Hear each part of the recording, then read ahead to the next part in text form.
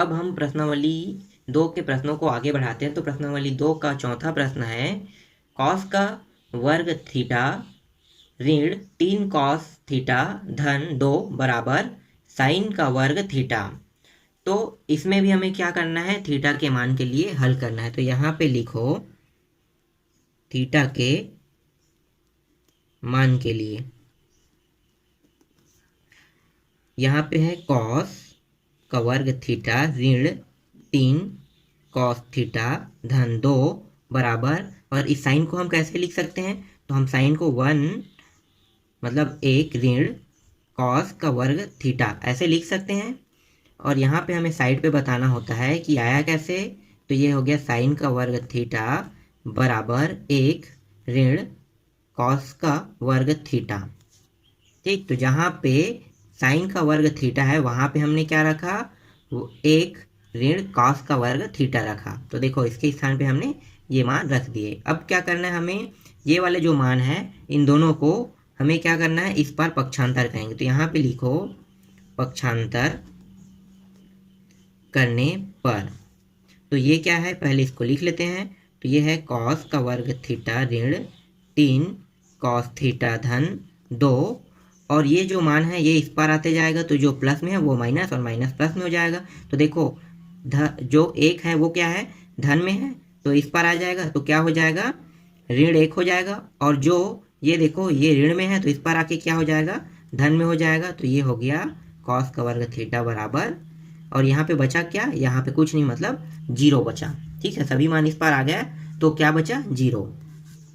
अब यहाँ पे आगे इसको हल कर लेते हैं। तो देखो यहाँ पे साइन का वर्ग थीटा और यहाँ भी साइन का वर्ग थीटा है, तो दोनों क्या हो जाएगा, जुड़ जाएगा। तो जोड़ दो, तो ये हो गया 2 कॉस का वर्ग थीटा, और बाकी क्या है यहाँ पे देखो बचा क्या है उसको यहाँ पे लिख रहे हैं। यहाँ और कुछ हल हो रहा है क्या, नहीं हो रहा है। तो ऋण 3 कॉस थीटा धन, और ये देखो ये दोनों क्या हो जाएगा, घट जाएंगे। तो 2 में 1 घट के कितना आ गया, 1 आ गया। तो ये बचा यहाँ पे 0। अब यहाँ पे देखो 3 पद है, पहला पद, दूसरा पद और तीसरा पद। तो ये आपको कुछ अलग तरह से दिखाई दे रहा है। कैसे दिखाई दे रहा है, तो ये देखो गुणनफल जैसे दिखाई दे रहा है। तो इसका हम क्या करेंगे, गुणनखंड करेंगे। तो यहाँ पे लिखो गुणनखंड करने पर। तो ये है पहला पद और ये अंतिम पद। पहला पद और अंतिम पद का अब यहाँ पे साइड पे समझते हैं। ठीक है, ये एग्जाम्पल है, ये कैसे होता है, गुणनखंड कैसे होता है। तो ये पहला पद है पूरा और ये अंतिम पद है। पहला पद और अंतिम पद का गुणा कर दो। तो ये है 2 कॉस का वर्ग थीटा गुणित 1 बराबर कितना होगा, 2 कॉस का वर्ग थीटा होगा।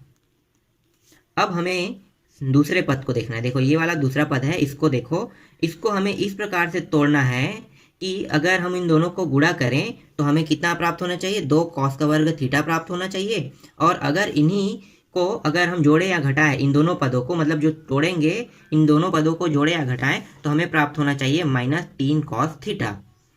तो इसको कैसे तोड़ सकते हैं, तो देखो यहाँ पे क्या लगा है, 2 लगा है। ठीक है, मतलब यहाँ पे देखो पूरे का वर्ग किए तो कितना है, 2 आया है, कॉस का वर्ग थीटा आया है। तो इसमें क्या कर सकते हैं, एक जो रहेगा वो कॉस थीटा रहेगा, और दूसरा जो मान रहेगा ये माइनस रहेगा ना, माइनस कॉस थीटा रहेगा। और दूसरा जो रहेगा एक और मान होगा, देखो 3 है तो 3 में कितना बचा, एक और बचा ना, तो उसको भी माइनस कॉस थीटा कर लेते हैं।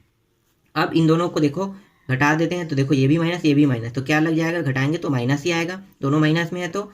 और ये 2 है यहाँ पे तो 2 लिखो, और देखो सॉरी 2 बोल रहा हूँ, यहाँ पे देखो ये 2 है और 1 है, कितना हो गया, 3 हो गया। तो ये आ गया 3 कॉस थीटा। ठीक है, तो देखो जोड़े या घटाएं तो कितना प्राप्त हो रहा है, -3 कॉस थीटा। अगर इन्हीं दोनों को गुणा कर दे तो गुणा करते हैं, तो 2 कॉस थीटा गुणित ऋण कॉस थीटा, तो गुणा कर दें तो देखो ये माइनस और मतलब ये ऋण और ये ऋण क्या हो जाएगा, धन हो जाएगा। और ये क्या है, 2 है, यहाँ पे कोई संख्या क्या, हाँ 1 है, तो 2 और 1 कितना हो गया, 2 ही होगा। और ये कॉस और ये कॉस कितना हो जाएगा, ये हो जाएगा कॉस का वर्ग थीटा।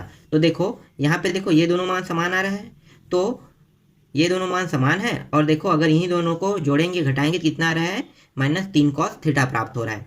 तो हमें क्या करना है, ऋण 3 कॉस थीटा के स्थान पर हमें लिखना है ऋण 2 कॉस थीटा और ऋण कॉस थीटा लिखना है।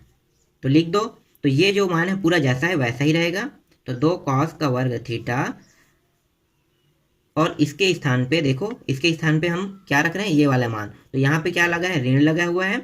2 कॉस थीटा ऋण कॉस थीटा, और यहाँ पे क्या है अंतिम में प्लस धन 1 है बराबर 0। तो यहाँ पे देखो अब हम इन दोनों को क्या करेंगे, जोड़ा बना देते हैं, इनका भी जोड़ा बना देते हैं। जोड़ा बन गया दोनों का। अब यहाँ पे देखो दोनों दोनों जो जोड़ा है उसमें से क्या क्या बाहर निकल सकता है। तो देखो इसमें 2 है और इसमें भी 2 है, तो 2 बाहर निकल गया इसमें, तो 2 को यहाँ पे लिख लिया। अब देखो इसमें भी कॉस है, इसमें भी कॉस है, लेकिन इसमें वर्ग है तो इसमें एक कॉस निकलेगा और इसमें से कॉस निकल जाएगा। तो ये आ गया कॉस थीटा। बचा क्या अब यहाँ पे, तो यहाँ पे देखो 2 तो निकल चुका है और इसमें से एक कॉस निकल चुका है, तो बचेगा यहाँ पे एक कॉस। तो यहाँ पे लिखो कॉस थीटा, और यहाँ पे देखो सब कुछ निकल चुका है तो यहाँ पे कुछ नहीं है, मतलब क्या है, 1 है। तो ये हो गया 1। फिर यहाँ पे इन दोनों जोड़ों में से क्या निकाला जा सकता है, 3 दोनों जोड़ों में से देखो कुछ नहीं निकल रहा है, मतलब 1 निकलेगा। तो यहाँ पे क्या लगा है, ऋण लगा हुआ है, तो ऋण 1 लिख लो। जो ऋण में है वो क्या हो जाएगा, धन हो जाएगा, और जो धन में है वो ऋण हो जाएगा। तो कर दो।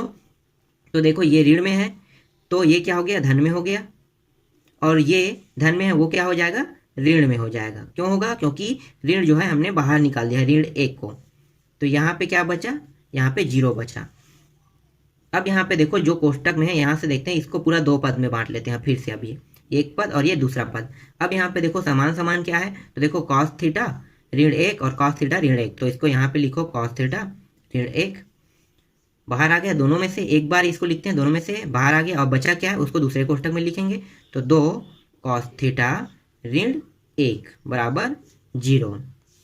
तो हमारा गुणनखंड क्या निकला, कॉस थीटा ऋण 1, और दूसरा है 2 कॉस थीटा ऋण 1 प्राप्त हुआ।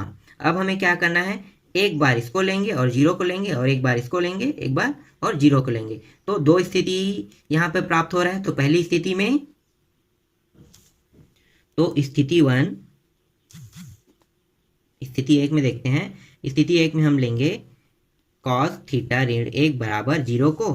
अब यहाँ पे कॉस थीटा है तो ये जो 1 है उस पर चला जाएगा, तो कॉस थीटा यहीं पे रखो, और 1 उस पर जाके क्या हो जाएगा, धन 1 हो जाएगा।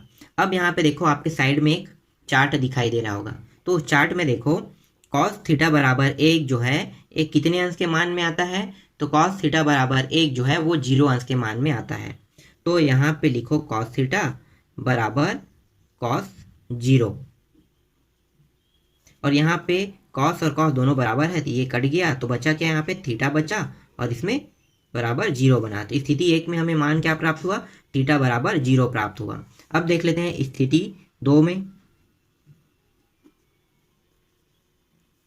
स्थिति 2 क्या है,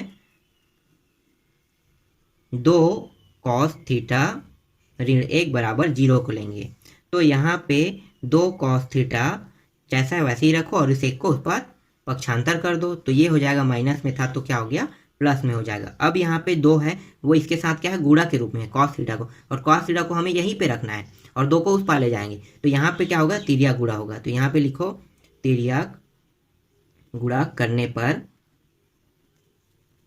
तो यहाँ पे बच गया कॉस थीटा ये 1, और तिर्यक गुणा होकर ये कहाँ पे आ जाएगा, नीचे में।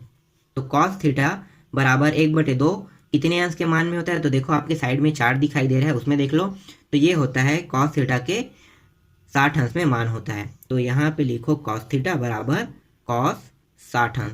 यहाँ पे कॉस और कॉस कट गया, बचा क्या, कॉस थीटा बराबर 60 अंश, और ये रहा, सॉरी कॉस नहीं, थीटा बराबर 60 अंश। तो ये क्या है, आंसर है। ठीक, समझ में आया। अब अंतिम प्रश्न बस बाकी है, उसको देख लेते हैं। तो 5वां प्रश्न है, तो ये 5वां प्रश्न है, कॉस थीटा अपान 1 ऋण साइन का वर्ग theta plus cos theta upon 1 plus sine theta, ये साइन थीटा बराबर यहाँ पे है 4, ये वर्ग नहीं है ना, यहाँ पे साइन थीटा है। अब यहाँ पे हमें क्या करना है, इसमें भी थीटा के मान के लिए हल करेंगे। तो यहाँ पे लिख लेते हैं थीटा के मान के लिए। ठीक है, आप लोग यहाँ पे नीचे में लिखना है इसको।